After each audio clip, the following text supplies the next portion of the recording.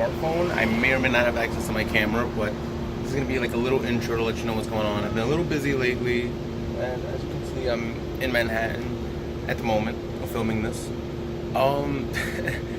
I am going to upload a video of me at Montefiore speaking, and I figured it's at least a little bit that I can give you guys for now. I know content has been very rash, and I've tried, and going back to school plus life and everything else has been very difficult, but I am trying my best. I would like to assume I'm trying my best, but even for that, another stretch is I barely made it to Montefiore in time. I was rushing over there, but I digress the point. I hope you guys enjoy it, and yeah, it's just a little bit of words from my perspective and what I was going through. Fix my tongue a little bit. How's everybody's energy today? How's everybody's energy? That's what I like to see. That's what I like to see. Now today I always come over here with a topic. I had a little topic for you today. Vices. Ever since I walked in, I heard a few vices already. Everything back and forth. My name is Jonathan Ronald Reyes. I had the surgery March 23rd of 2016. I came into this hospital sitting where you are at 355 pounds. That's how long ago it was. I have to think about the number. You gotta think about the number. Now I'm happy to say, at my lowest, I was at 155. That was my struggle. That was what I did. That's how I put myself through it. But I was too skinny. And this is one thing I want to remind you. The scale is not always your friend. The scale will lie to you. Don't focus on the big victories. I hear victories all the time from people that inspire me. Whether it be the sleep apnea, the diabetes, everything, getting off your insulin. Those are giant victories. Luckily, I was borderline of those things. I didn't have those issues. I had just my health to think about. And that is why I made this decision. I am 25 years old. And I came into Montefiore, and these people were amazing to me. They helped me get to this. But you know what? Every decision has consequences if you don't play your cards right. You can't smoke a few months before surgery. That's a hard vice to give up. Drinking is very hard to give up as well. Just like coffee is very hard to give up. Anything else, appearances. I hear people constantly talk about the plastic surgery and everything else. My friend Peter always brings up a lot of things about that and everything else. I am sorry, and I know everyone is different. I could literally be in many different places, but if I am still breathing, that is the biggest plus I will ever have in my life. I had a lot of smoking issues when my grandmother died of cancer, and I started smoking back-to-back, chain smoking. Am I perfect? No. Drinking. I was a heavy drinker. I gave up everything. To this day, I will not touch one beer, and I was a beer connoisseur. Best you'll ever see, guaranteed. But these are things you need to put aside for your well-being. A decision has consequences, and vices are very heavy. But you define your vice. You control your vice. Sugar, same thing. Oh, you like a Slurpee from 7-Eleven? Go ahead. If you want to, go for it. Dunkin' Donuts is right there. But around the corner, there's something else. There's a juice spot. There's salads. There's everything. Don't look at me and tell me there's not options. I run around Brooklyn, Queens, Manhattan, Bronx. You will find an option if you're really looking for it. When I came in here to see these men speak, I was inspired. I came down here and I told them one day I'm going to speak there right alongside you guys. And here I am.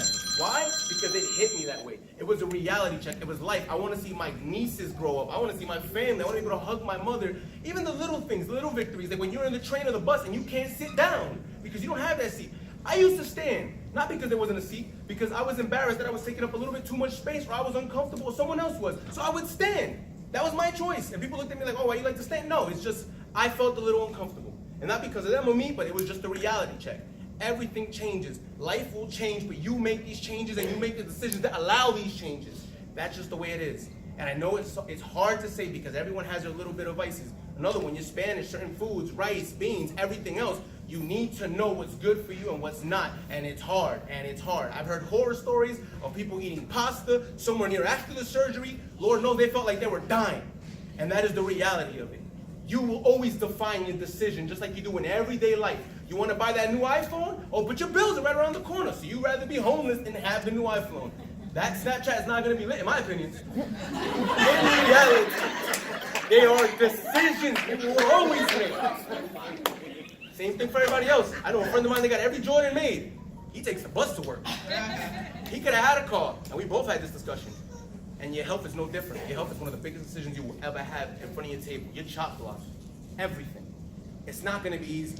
But the biggest step you've made is being in this auditorium, hearing these amazing people, listening, opening your mind to make that decision. Because I was on the fence of it until I heard these amazing people speak, until I heard the dietitians in Montefiore, until I sat down with my surgeon and they told me, you're going to be all right. And you know how I knew I was going to be all right? because I trusted them. I put my life on their hands. I'm the kind of person that if I get shot in the arm or something, I will get a tweezer and rip it out. I don't like the needle. But I did this. I trusted them with my life. I was on that operation table, white room, everything, and I had such a blissful high in me. They were like, are you okay? I'm more than okay. I know I'm gonna wake up. And I know I'm gonna better myself. And I know I'm gonna stand out of here and I'm gonna walk out like there's no tomorrow. And I've been coming here ever since then. 1 month after my surgery, and I'm gonna keep on doing it. I'm about to go because I want to at least try to be able to speak to my Spanish class over there and let them know what's up, because it's a little bit different for everything else, and I haven't been able to do these classes as much anymore. And I'm really sorry for that, because I like to hear everyone's voice. I like to at least give you my voice. Gravitation and energy is everything in this world. You're having a bad day, someone can change it instantly just by saying hello. Little deeds, everything else, it comes from you. And in the reality, that's all I want to give you is my energy and my time, and make sure at least if I made an inch of a difference in your thought, if I made you feel anything, a smile, anything, then it was worth it for me to give you my time. And I wish you all the best, and I wish you good luck on your journey.